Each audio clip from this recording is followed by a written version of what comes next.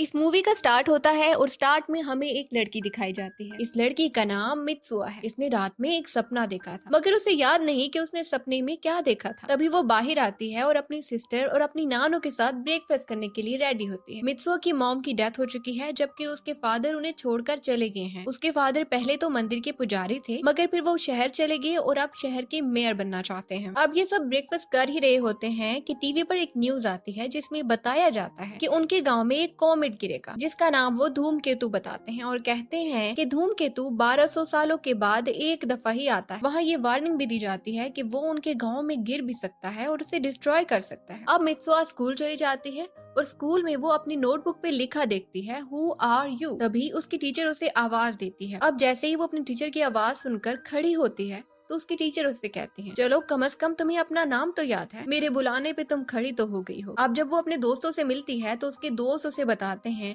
कि कल तुम अपना नाम भी भूल गई थी और यही नहीं, तुम स्कूल बाल खोल कर आ गई थी। मित्सुआ कहती है कि मुझे कल के बारे में कुछ भी याद नहीं कि कल मेरे साथ क्या हुआ था। मुझे तो ऐसे लगता है जैसे मैं किसी सपने में। रात में मित्सुआ और उसकी छोटी बहन अपनी नानों के सामने डांस करती हैं और फिर डांस करने के बाद वो अपने मुंह में काफी सारे चावल लेती हैं, उन्हें चबाती हैं और फिर उसे एक कंटेनर में स्टोर कर देती हैं। ऐसा वो इसलिए करती हैं क्योंकि ये वहाँ की रस्म थी। वो लोग ऐसे ही चावल चबा के स्टोर करते रहते हैं ताकि कुछ टाइम के बाद उन चावलों का अल्कोहल बन जाए, यानी कि शराब बन जाए। अब जब वो ये सब कर रही थी तो उसके दोस्त उसे देख रहे थे और वो उस पर हंसने लगते हैं। मित्सुआ को ये सब कुछ बिल्कुल भी अच्छा नहीं लगता। वो वहाँ की जिंदगी से बोर हो गई थी। उसे वहाँ पे रहना अच्छा नहीं लगता था। वो वहाँ की जिंदगी से इतना बोर हो चुकी थी कि रोते और चिल्लाते हुए कहती है, अगले जन्म में मुझे टोक्यो शहर का एक स्मार्ट लड़का बनाना। इसके बाद वो घर आती है और सो जाती है। अब अगले ही सुबह जब वो उठती है तो वो एक लड़का थी जो कि टोक्यो शहर में रहता है। ये सब देखकर वो बहुत शॉक्ड थी। वो काफी हैरान थी कि ऐसा क्यों हो रहा है। अब पहले तो उसे लगता है कि ये एक सपना है, लेकिन फिर वो स्कूल जाती है। स्कूल में वो अपने दोस्तों को नहीं पहचानती, लेकिन उसके दोस्त उसे अच्छे से पहचानते थे। फिर ये सब मिलकर कैफे जाते हैं। मित्सुआ को ये लाइफ काफी अच्छी लग रही थी क्योंकि विलेज की लाइफ से वो काफी बोर थी और वो काफी खुश थी कि अब उसे कुछ अलग करने को मिल रहा है। तभी जब वो वहाँ अपने दोस्तों से बात कर रही होती है तो तभी उसके मोबाइल पे एक मैसेज आता है जिसमें ये लिखा होता है कि तुम्हें काम के लिए देर हो गई है। अब वो अपने दोस्तों से कहती है कि मुझे तो काम पर जाना है। तो उसके दोस्त कहते हैं, हाँ तुम जा सकती हो। लेकिन तभी वो अपने दोस्तों से ये कहती है कि मैं वैसे काम कहाँ करती हूँ। ये सुनकर उसके फ्रेंड काफी हैरान हो जाते हैं और उसे बताते हैं कि तुम कहाँ काम करती हो। एक्चुअली में मित्सुआ एक रेस्टोरेंट में काम करती थी। वहाँ जाकर वो सारा काम मेस्ड अप कर देती है क्योंकि उसे पता ही नहीं था कि उसने काम करना कैसे है। लेकिन इसके बावजूद वो इस लाइफ को काफी इंजॉय कर रही। अब रात को जब वो घर आती है तो सोने से पहले अपने हाथ पर मित्सुआ लिख देती है ताकि वो अगली सुबह जब उठे तो वो पहचान पाए। लेकिन जब वो अगली सुबह उठती है तो वो अपनी रियल फॉर्म यानी कि मित्सुआ की फॉर्म में थी और अपने ही गांव में थी। अब दूसरी तरफ वही लड़का उठता है जिसके हाथ पे कल मित्सुआ ने लिखा था और वो उसकी बॉडी में। वो अपने हाथ पर मित्सुआ लिखा देखता है, लेकिन उसे ये समझ नहीं आ रही थी कि कल क्या हुआ था। एक्चुअली में रात को जब ये दोनों सोते हैं तो ये दोनों अपनी बॉडी को बदल देते हैं। मित्सुआ ताकी के शरीर में आ जाती है और ताकी मित्सुआ के शरीर में आ जाता है। इस तरह से ताकी गाँव की जिंदगी जीता है और मित्सुआ वो ताकी की बॉडी में जाकर शहर की जिंदगी को एंजॉय करती है। अब जैसे जैसे टाइम गुजरता जाता है तो उनके आसपास के लोग उन्हें एहसास दिलाते हैं कि वो एक दिन पहले क्या कर रहे थे। उन्हें बताते हैं कि एक दिन पहले तो तुम ऐसे थे ही नहीं, तुम कुछ अलग हरकतें कर रहे थे और आज तुम और कर रहे हो। अब इन्हें भी यकीन हो जाता है कि कोई और है जो उनकी बॉडी में आता है। अब ये सोने के बाद एक दूसरे के लिए मैसेजेस छोड़ देते हैं, जैसा कि ये एक दूसरे को बताते हैं कि सारा सारा दिन इन्होंने क्या किया, क्या खाया और क्या पिया। अब ऐसे ही टाइम गुजरता जाता है और आखिरकार वो दिन आ जाता है जिस दिन के कॉमेट ने गिरना था। मित्सुआ उस दिन ताकी के लिए मैसेज छोड़ कर गई थी कि तुम्हारे साथ जो लड़की काम करती है मैंने उसके साथ तुम्हारी डेट फिक्स कर दी। ये पढ़ के ताकी बहुत खुश होता है और उस लड़की से मिलने के लिए चला जाता है।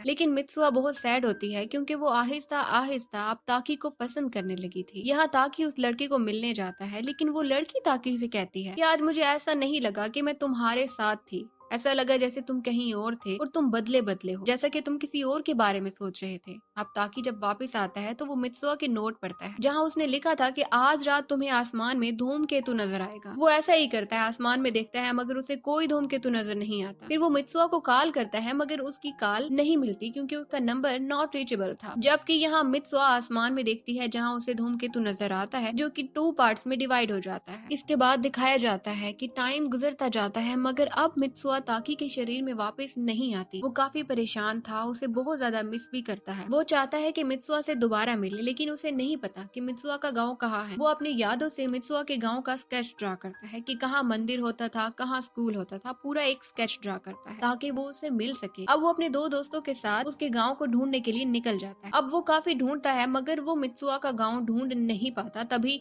थक हार कर जब वो वापस जाते हैं और एक रेस्टोरेंट में कुछ खा रहे होते हैं, तो तभी वहाँ पे एक शेफ आता है जो कि ताकी के पास मित्सुआ के गांव की फोटो देखता है। तो वो उसे बताता है कि ये तो वही गांव है जहाँ मेरी बर्थ हुई। ये सुनने पर ताकी बहुत ज्यादा खुश हो जाता है और उससे कहता है हाँ हाँ मैं इसी गांव में जाना चाहता हूँ। अब जब बाकी सब लोग ये बात सुनते हैं तो काफी हैरान हो जाते हैं, उसके दोस्त भी काफी हैरान हो जाते हैं। शेफ उसे बताता है कि इस गांव का नाम है इतमुरी, और सबसे ज्यादा शॉकिंग न्यूज तो वो ये बताता है कि 2013 में ये गांव तबाह हो गया था। इस गांव में धूमकेतु गिरा था जिसकी वजह से वहां रहने वाले सब लोग मर गए थे। ये सुनने के बाद ताकि जल्दी से उस गांव में जाता है जहां की धूमकेतु गिर चुका था, और उसके गिरने से वहां एक बहुत बड़ा गड्ढा बन चुका था और वहां अब एक झील थी। ताकि को बिल्कुल भी समझ नहीं आ रहा था कि आखिर ये उसके साथ हो क्या रहा है। अब ये सब वापस आ जाते हैं और ताकि एक डाटा बुक में उन सब लोगों की डिटेल देखता है जो कि उस हादसे में मर गए थे। और हैरानगी की बात तो ये थी कि मित्सुआ का नाम भी उस डिटेल के अंदर था। और इसके अलावा ताकि के मोबाइल पर मित्सुआ के जो नोट्स थे, यानी कि जो मैसेजेस वो छोड़ती थी, वो सब भी गायब हो चुके थे। अब ताकि को लगता है कि ये सब एक सपना ही था, इसका हकीकत से कोई लेना देना नहीं था। तभी नेक्स्ट सीन में ताकि की फ्रेंड उसके पास आती है और वो उससे पूछती है कि तुमने ये जो हाथ में रिबन पहना हुआ है, ये क्यों पहना हुआ है, ये तुम्हें क्या किसी ने दिया था? तो ताकि उसे बताता है कि 3 साल पहले वो ट्रेन में एक लड़की से मिला था। वो उस लड़की को नहीं जानता था, लेकिन उस लड़की ने अपना हेयर बैंड मुझे दिया था और तब से मैं इसे अपना लकी चार्म समझता हूँ और इसे अपने हाथों में पहनता हूँ। इतना सब कुछ होने के बाद ताकि बहुत ज्यादा रेस्टलेस था और उसे जानना ही था कि आखिर ये सब कुछ उसके साथ क्या हो रहा है। तो अब वो उस मंदिर जाता है जहाँ पर वो मित्सुआ की सिस्टर के साथ जाता था और उसकी नानी को डांस सिखाता था। उसे ये भी याद था कि वहाँ उस मंदिर में जाकर वो चावल को चबाकर किसी कंटेनर में स्टोर करता था ताकि उसे अल्कोहल बनाया जा सके। जब वो उस जगह जाता है तो वो देखता है कि वहाँ सच में मंदिर था, जिससे उसे यकीन हो जाता है कि उसने जो भी एक्सपीरियंस किया है वो कोई सपना नहीं था बल्कि हकीकत थी। बस फर्क इतना था कि ताकि 2016 में रहता था जबकि मित्सुआ इस वक्त 2013 में हुआ करती थी। यानी कि ये दोनों अलग अलग टाइम लाइन में जी रहे थे। ये दोनों एक दूसरे की बॉडी में आ जाते थे और जब ताकि मित्सुआ को कॉल कर रहा था मगर उसका नंबर अनरीचेबल जा रहा था, तो इसकी वजह यही थी कि उस वक्त मित्सुआ मर चुकी थी। अब ताकि वहाँ पर बॉटल ढूंढने लगता है, वो बॉटल जिसमें कि उसने चावल चबाकर अल्कोहल बनने के लिए रखे थे। उसे वो बॉटल मिल जाती है, वो उसका ढक्कन खोल के जल्दी से उसे पी लेता है और पीने से पहले कहता है कि मैं दोबारा से एक चांस मांगता हूँ ताकि मैं सब कुछ ठीक कर सकूं। अब जैसे ही वो ये अल्कोहल पीता है तो उसके माइंड में सब यादें रिवाइंड हो जाती हैं। जैसे कि उसे ये याद आ जाता है कि मित्सुआ ने इस गाँव में अपनी लाइफ कैसे गुजारी थी। उसे ये भी याद आता है कि जिस दिन मित्सुआ ने उस लड़की के साथ ताकि की डेट फिक्स की थी, उस दिन वो बहुत ज्यादा दुखी थी। इसके अलावा वो टोक्यो भी आई थी और ट्रेन में ताकि से मिली भी थी, लेकिन तब ताकि ने उसे पहचाना नहीं था क्योंकि ये वक्त 2013 का था और वो उस वक्त मित्सुआ को नहीं जानता था। तब मित्सुआ ने उसे अपने बालों से हाथ से बना एक धागा दिया था, जिसे कि ताकि अब तक अपने पास अपना लकी चार्म समझ के रखता था। इसके बाद मित्सुआ काफी दुखी हो गई थी और वापस अपने गाँव आ गई थी। तभी उनके गांव में धूमकेतु गिरता है जो कि 2 पार्ट्स में डिवाइड हो जाता है और फिर उनके पूरे गांव में मित्सुआ के साथ साथ सब ही मारे जाते हैं। अब इन सब मेमोरीज को दिखाने के बाद ताकि को दिखाया जाता है जिसकी फिर से आंख खुली है और अब वो मित्सुआ की बॉडी में है। उसने अल्कोहल पीने से पहले कहा था कि मुझे एक और चांस चाहिए, जिसकी वजह से अब वो मित्सुआ की बॉडी में है और उसे फिर से एक चांस दिया गया है। अब ताकि देर ना करते हुए मित्सुआ के घर जाता है, वो उसकी बॉडी में है और जाकर अपनी नानी यानी कि मित्सुआ की नानी से मिलता है और उन्हें कहता है कि आज कॉमेट हमारे गांव में गिरने वाला है, हमें सबको बचाना होगा। उसकी नानी समझ जाती है कि मित्सुआ की बॉडी में अभी कोई और है। वो उससे कहती है कि मुझे भी ऐसे सपने आते थे, तुम्हारी मॉम को भी आते थे, ये सब कुछ हमारी फैमिली से हमें मिला है, मगर मैं इस सपनों के बारे में कुछ भी नहीं जानती। हाँ, बस एक याद है या एक धुंधला सा एहसास। अब ताकि समझ जाता है कि नानी तो ये बातें नहीं समझ रही। फिर वो ये भी सोचता है कि अगर मैं यहाँ हूँ तो मेरी बॉडी में इस वक्त मित्सुआ होगी। दूसरी तरफ ताकि को दिखाया जाता है जिसकी बॉडी में मित्सुआ है। मित्सुआ अपने गाँव को देख रही है मगर वहाँ सिर्फ एक तालाब है। उसे तालाब इसलिए दिख रहा है क्योंकि वो इस वक्त 2016 में थी और वो ये समझ जाती है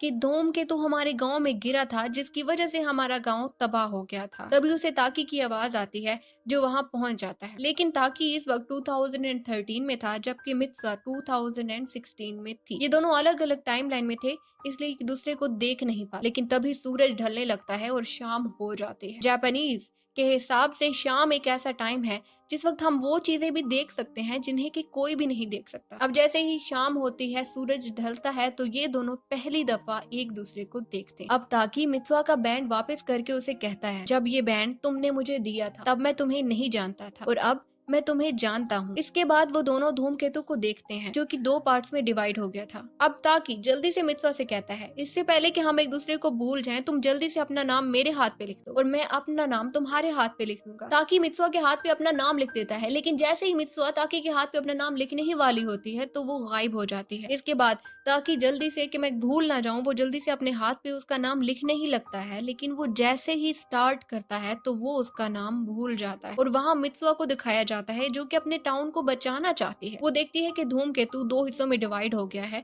और उसकी यादें आहिस्ता आहिस्ता खत्म हो रही थी। लेकिन तभी वो अपने हाथों पे देखती है जहाँ पे ताकि ने उसे लिखा था कि वो उसे पसंद करता है। उसने अपना नाम तो नहीं लिखा था, मगर उसने ये लिखा था कि वो मित्सुआ को कितना पसंद करता है। अब मित्सुआ जल्दी से अपने पापा के पास जाती है और उनसे कहती है कि मुझे इस गाँव को बचाना है। धूमकेतु 2 हिस्सों में डिवाइड हो गया है और इससे पहले कि हमारा गाँव तबाह हो जाए हमें कुछ न कुछ करना होगा। क्योंकि मित्सुआ पहले भी अपने पापा को ये बात बता चुकी थी और अब जब उसके पापा उसकी बात का प्रूफ देखते हैं, वो आसमान में धूमकेतु को डिवाइड होते देखते हैं, तो वो ये जान जाते हैं कि उनकी बेटी बिल्कुल ठीक कह रही है। अब ये सब लोग गांव के सब लोगों को लेकर पास ही के एक स्कूल में चले जाते हैं और तभी वहाँ धूमकेतु गिरता है जिससे गांव तो तबाह हो जाता है, मगर क्योंकि ये लोग स्कूल में चले गए थे तो ये लोग बच जाते हैं। यहाँ ताकि सब कुछ भूल चुका था और वो वापस टोक्यो आ जाता है। वक्त गुजरता जाता है, उसे कुछ याद नहीं था, मगर हाँ उसे कुछ अधूरा अधूरा महसूस होता था, जैसा कि उसकी लाइफ में किसी न किसी चीज की कमी जरूर है। उधर मित्सुआ भी अपनी फैमिली के साथ टोक्यो शिफ्ट हो गई थी, मगर उसे भी ऐसा एहसास होता था जैसे उसे किसी न किसी की तलाश है, मगर वो नहीं जानती कि आखिर उसे किसकी तलाश। एक दिन ये दोनों अलग अलग ट्रेन में सफर कर रहे थे और जब इन दोनों की ट्रेन आमने सामने से गुजरती है और ये दोनों एक दूसरे को देखते हैं तो इन दोनों को एहसास होता है जैसा कि ये वही है